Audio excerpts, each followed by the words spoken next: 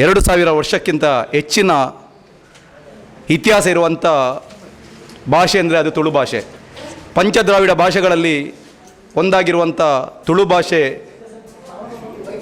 ಹಲವಾರು ವರ್ಷಗಳಿಂದ ನಮ್ಮ ಹಿರಿಯರ ಕಾಲದಿಂದ ಬೇಡಿಕೆ ಇಟ್ಕೊಂಡು ಬಂದಿದೆ.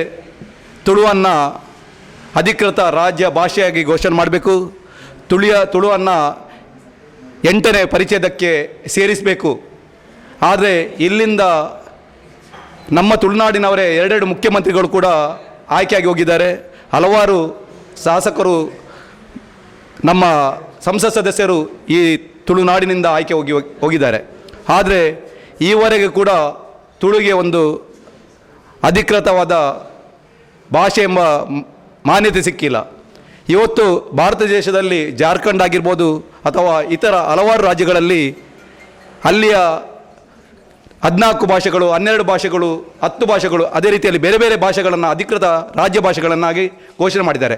ಆದರೆ ಇವತ್ತು ಕರ್ನಾಟಕದಲ್ಲಿ ಕನ್ನಡ ಮತ್ತು ಇಂಗ್ಲೀಷ್ ಭಾಷೆಯನ್ನು ಬಿಟ್ಟು ಬೇರೆ ಭಾಷೆಗಳಿಗೆ ಯಾವುದೇ ಭಾಷೆಗಳನ್ನು ಅಧಿಕೃತ ಭಾಷೆಯನ್ನು ಘೋಷಣೆ ಮಾಡಿರುವುದಿಲ್ಲ, ಮಾನ್ಯತೆ ಮಾಡಿರುವುದಿಲ್ಲ. ಇಂಗ್ಲೀಷಿಗೆ ಒಂದು ವಿದೇಶಿ ಭಾಷೆ ಇಂಗ್ಲೀಷಿಗೆ ಕೊಟ್ಟಂಥ ಗೌರವವನ್ನು ತುಳುನಾಡಿನ ಈ ಕರ್ನಾಟಕದ ಮಣ್ಣಿನ ಭಾಷೆಯಾಗಿರುವಂಥ ತುಳು ಭಾಷೆಗೆ ಒಂದು ಮಾನ್ಯತೆ ಸಿಕ್ಕಿಲ್ಲ ಎಂಬ ಕೊರಗಿದೆ. ಈ ಬಗ್ಗೆ ಇವತ್ತು ನಾವೊಂದು ಪ್ರತಿಭಟನೆ ಸಭೆಯನ್ನು ಹಮ್ಮಿಕೊಂಡಿದ್ದೆವು. ಮೌನ ಪ್ರತಿಭಟನೆಯನ್ನು, ಕಪ್ಪು ಪಟ್ಟಿಯನ್ನು ಧರಿಸಿಕೊಂಡು ನಾವು ಎಲ್ಲ ಸಂಘಟನೆಗಳು, ಜೈ ತುಳುನಾಡು ಸಂಘಟನೆ, ಯುವ ತುಳುನಾಡು ಸಂಘಟನೆ, ತುಳುವೆರ ಕುಡ್ಲ, ಅದೇ ಎಲ್ಲ ಸಂಘಟನೆಗಳನ್ನ ಸೇರಿಸಿಕೊಂಡು ನಾವು ತುಳು ರಾಜ್ಯ ಭಾಷಾ ಪೊರಂಬಾಟ ಸಮಿತಿ ಎಂಬ ಒಂದು ಬ್ಯಾನರ್ನ ಅಡಿಯಲ್ಲಿ ನಾವು ಒಂದು ಹೋರಾಟ ಮಾಡಬೇಕಂತ ನೆನೆಸಿದ್ದೆವು. ಆದರೆ ನಿನ್ನೆ ತಾನೇ ನಮಗೆ ಪೊಲೀಸ್ ಸ್ಟೇಷನಿಂದ ನಮಗೆ ನೋಟಿಸ್ ಕೊಡ್ತಾ ಇದ್ದಾರೆ. ನೀವು ಒಂದು ವೇಳೆ ಕ್ಲಾಕ್ ಟವರ್ನ ಹತ್ರ ನೀವು ಪ್ರತಿಭಟನೆ ಮಾಡಿದ್ದಲ್ಲಿ ಪಕ್ಷದಲ್ಲಿ ನಿಮ್ಮ ಮೇಲೆ ಸಾಂಕ್ರಾಮಿಕ ರೋಗಗಳ ವಿಷಯದಲ್ಲಿ ಮತ್ತು ಪ್ರಕೃತಿ ವಿಕೋಪ ಸೆಕ್ಷನ್ ಅಡಿಯಲ್ಲಿ ನಿಮ್ಮ ಮೇಲೆ ಕೇಸು ದಾಖಲು ಮಾಡಲಾಗ್ತದೆ ಎಂದು ಹೇಳ್ಕೊಂಡು ನಮಗೆ ನೋಟಿಸ್ ಜಾರಿ ಮಾಡ್ತಾರೆ.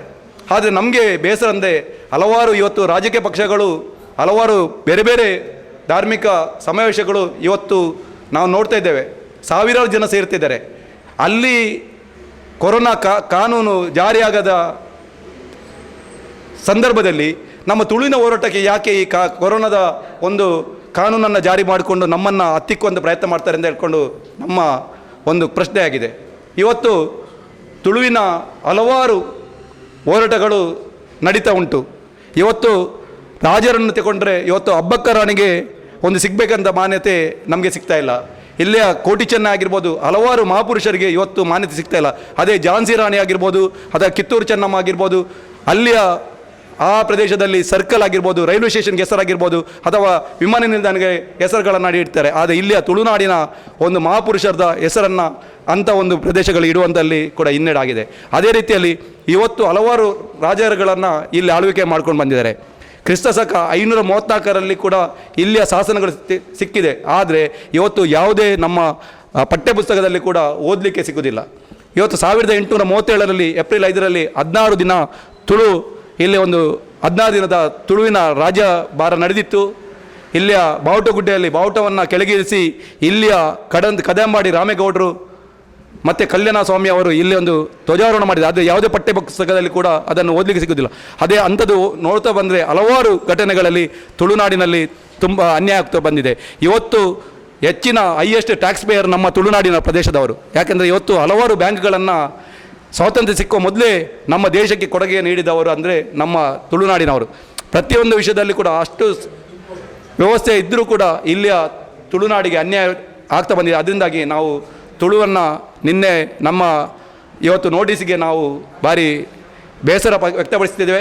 ಈ ಬಗ್ಗೆ ನಾವು ಈ ವಿಷಯದಲ್ಲಿ ಖಂಡಿಸ್ತಾ ಈ ಬಗ್ಗೆ ಮುಂದೆ ನಾವು ಒಂದು ಪ್ರತಿಭಟನೆ ಒಂದು ಕಾರ್ಯಕ್ರಮವನ್ನು ಇನ್ನೊಮ್ಮೆ ನಾವು ಮಾಡ್ತೇವೆ.